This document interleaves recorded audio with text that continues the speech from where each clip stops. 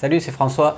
Quand Steve Jobs a créé son premier ordinateur, l'Apple I en 1976, c'était quelque chose d'énorme. Aujourd'hui, un ordinateur, tu en as un tous les jours dans ta poche, qui est ton smartphone, qui peut te servir à faire plein de choses, et des choses beaucoup plus puissantes et beaucoup plus importantes que scroller sur Facebook ou de liker les images d'Instagram. La semaine dernière, j'avais envoyé à mes contacts privés tous les jours un email sur la prise de notes, les différentes méthodes, les différentes façons de faire, les différents outils, que ce soit sur du papier, que ce soit sur une tablette ou que ce soit sur un téléphone. Toutes ces méthodes-là, je les ai regroupées dans un guide que tu peux télécharger c'est le premier lien qu'il y a dans la description. Tu cliques sur ce lien, on te demande de t'inscrire avec ton email, tu t'inscris dessus et tu vas pouvoir télécharger ce guide. Ce guide, je le laisse gratuitement jusqu'à la fin du mois et à partir de la fin du mois, tu pourras l'obtenir, mais il sera payant. Donc profites-en, c'est juste en dessous, premier lien dans la description. Donc ton smartphone que tu as tous les jours dans ta poche, en plus d'outils pour communiquer de manière classique telle que tu les connais, il peut t'aider énormément aussi dans ton business. Et il peut même t'aider à automatiser certaines tâches simples. Quand on passe à l'automatisation, on passe forcément à des grosses machines, à des choses industrielles. Ce n'est pas du tout le cas. Avec ton iPhone, tu peux faire différentes actions en les automatisant. Je t'avais parlé d'un outil de prise de notes qui s'appelle Beer, un outil que moi j'utilise tous les jours, une app que j'utilise tous les jours qui est minimaliste, qui est très simple, qui est ultra efficace. Et je voudrais te montrer aujourd'hui comment on peut automatiser certaines actions, certaines tâches en utilisant Beer. Si par exemple sur internet, sur le web, tu parcours un blog et tu tombes sur un article qui t'intéresse, que tu voudrais garder et que tu voudrais partager avec un assistant ou avec quelqu'un d'autre. Qu'est-ce que tu aurais à faire? Il faudrait que tu enregistres cet article-là, puis ensuite que tu ailles créer une note dans Beer si tu voulais le garder, puis ensuite que tu ailles dans ton application d'email, que tu ouvres un email, que tu mettes cet article dedans, que tu écrives ton message, le destinataire et que tu envoies tout ça. C'est long, du coup souvent tu ne le fais pas, c'est bien ça le problème. Mais si ça tu peux le faire en un seul clic, c'est-à-dire que tu es dans ton article, tu lances une automatisation qui toute seule va créer le fichier PDF de ce que tu étais en train de regarder, qui va enregistrer une nouvelle note dans Beer, qui va même mettre des tags pour la retrouver facilement, qui va t'ouvrir un mail avec le destinataire si tu veux qui est déjà enregistré, l'objet qui est fait, le message qui est fait et le fichier PDF qui est collé, tu n'as plus qu'à appuyer sur envoyer. Ben, c'est possible et je te montre ça sur mon téléphone tout de suite.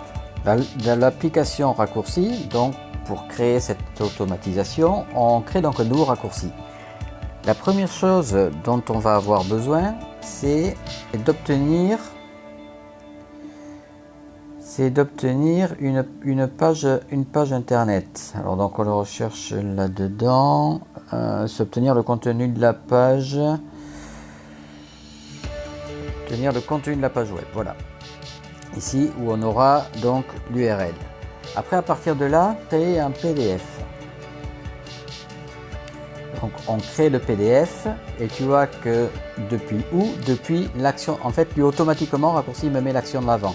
Donc il crée un PDF à partir du contenu de la page web. Ensuite ce contenu là, moi je veux l'envoyer, qu'est-ce qu'on a dit, on veut le sauvegarder dans Beer. Donc je vais dans Beer, je cherche Beer, non, je vais créer une note tout simplement. Donc le titre de la note, tu l'appelles comme tu veux, article. Exemple, et avec quoi? Et avec le PDF, c'est-à-dire avec ce que j'ai créé, avec l'action d'avance que j'ai créé là juste avant. Ici tu vois que je peux mettre d'autres choses. Je peux par exemple rajouter des tags. Mes tags ça pourrait être par exemple un article à lire. Ça pourrait être, donc chaque fois pour séparer les tags tu mets une virgule et un espace et ça fera des tags différents. Ça peut être quelque chose qui provient du web par exemple, voilà, et autre chose, comme tu veux, tu mets ce que tu veux. Revenir à raccourci, on le garde parce qu'on va en avoir besoin après. Ensuite on va mettre du texte, voilà, qui va correspondre en fait à ce que je vais vouloir écrire dans mon email. Donc tiens, voilà, salut, voici un super article. Voilà, donc ça c'est ce que je voudrais en fait envoyer dans mon sujet en fait, dans mon c'est pas l'objet du mail, mais c'est dans le corps du mail, en plus du PDF que je vais vouloir envoyer. Voilà, et dernière chose que je vais vouloir faire, c'est envoyer un mail. Donc moi je veux envoyer un email.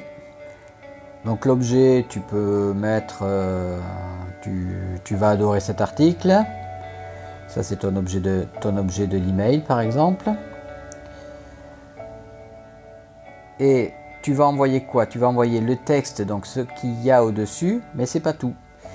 Tu vas aussi envoyer, on va revenir au petit clavier ici, et on va aussi aller choisir donc la variable magique, tu vois, la petite baguette magique. On clique dessus, et là, c'est des choses qui ont été créées avant dans mon raccourci. Et moi, je veux rajouter aussi le PDF. Donc, tu vois, je mets le texte et le PDF. Destinataire, c'est comme tu veux. Ou tu le laisses en blanc comme ça, et à chaque fois que quand le mail va s'ouvrir, tu vas saisir le destinataire à qui tu vas l'envoyer. Mais tu peux très bien aussi mettre un destinataire par défaut, et du coup, ça partira automatiquement vers ce destinataire-là. Voilà, après les champs, si tu veux rajouter des gens en CC, si tu veux mettre de qui ça vient, si c'est différents emails. Voilà, là c'est quasiment fait, voilà, le raccourci est fini. On fait suivant. Donc on lui donne un nom, dire PDF vers BIR et vers mail. Voilà, on l'a comme ceci. Et hop, je reviens dessus parce que dernière chose, j'appuie sur les 3 petits points ici. Moi, je veux que ce soit dans le menu, dans la feuille de partage. Pourquoi est-ce que je veux que ce soit dans la feuille de partage? Parce que c'est quand je vais être sur Safari, on va le faire tout à l'heure, quand je vais être sur Safari, que je vais vouloir envoyer directement l'article que je lis. Donc je vais passer par la feuille de partage et pas revenir dans Safari, revenir dans raccourci, etc. Type de feuille de partage, donc là, est-ce on veut garder nous seulement 2 choses? Comme ça s'affichera uniquement dans ça. Ça va être pour les pages Safari. Donc tout ça, je le supprime. Je garde seulement les pages Safari. Voilà, les pages Safari et l'URL. Comme ça, dans le partage, ce raccourci-là, il ne s'affichera que sur ça. Ça t'évite d'avoir parfois des listes un peu longues quand tu commences à avoir pas mal de raccourcis. Voilà, donc une fois que j'ai fait ça, mon raccourci il est terminé, on n'a plus qu'à le tester. Donc je fais OK, je vais chercher une page internet. Donc là j'ai sélectionné une recette de cuisine. Donc je vais sur mon petit menu de partage en bas, le petit carré avec la flèche vers le haut. Je vais chercher celui qu'on vient de créer. Donc il s'appelle PDF, voilà, je te le mets tout là-haut.